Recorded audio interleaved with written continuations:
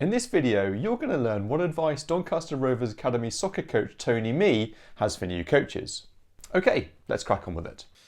And this goes to the answer that you gave for episode number 4 of this podcast, which was, what's the one thing you wish you knew before becoming a coach? Your answer was essentially that the football industry is brutal, and selecting and deselecting players is a really, really tough thing to do. So how did you cope with that to start off with? There's been times where I haven't coped with it very well. I try and not be emotional as best I can, but I can't help what I am. So I've had situations where we had a kid. I've recounted this story before in Michael Calvin's book, No Hunger in Paradise, which I'd advise any coach of any sport to read, where we had a kid who'd gone all the way through our system at Rotherham from under 9 all the way through to the under 18s. He definitely deserved to get a scholar, but at the back of our minds, we always had a doubt maybe that he would go on to be a pro.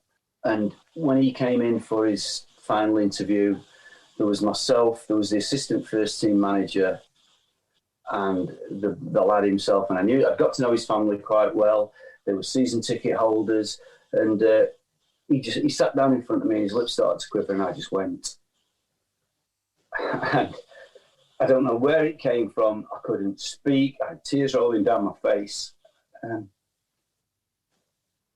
that kind of thing, it's hard. And I've been doing it for 20 years and I don't know how to stop it.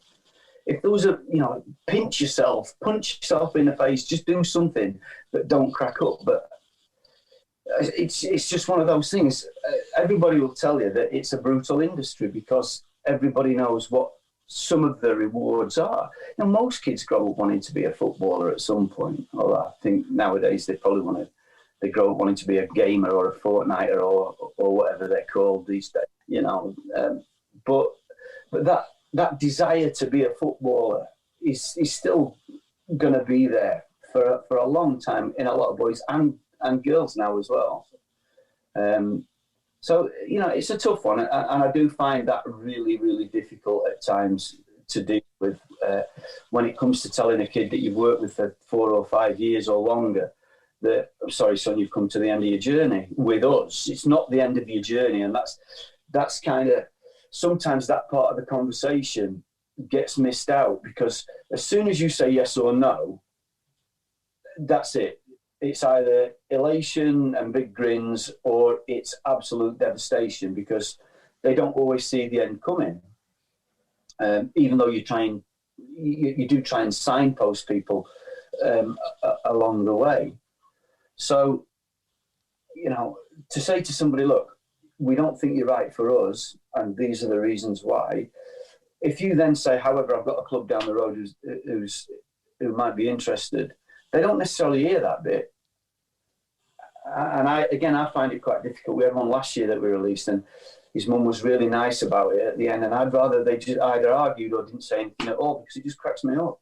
So is there any advice you can give for somebody in just starting to be in the same sort of situation as you, do you think?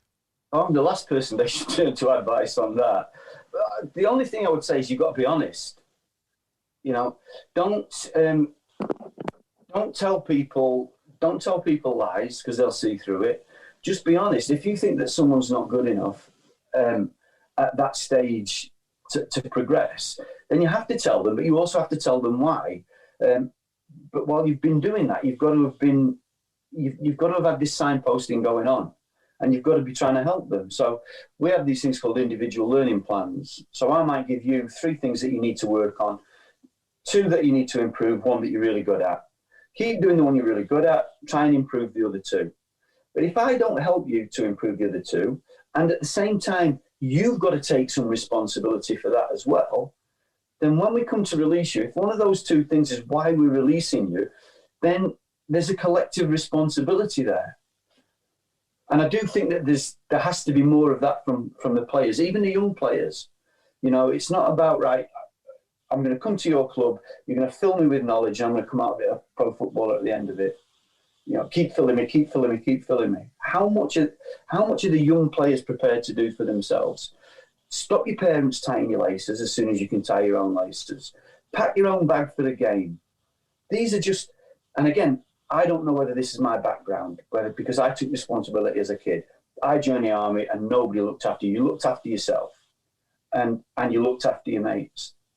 So when I see kids who, why have you not got your shin pads today? Oh, well, my mum packed my bag. I'm not interested.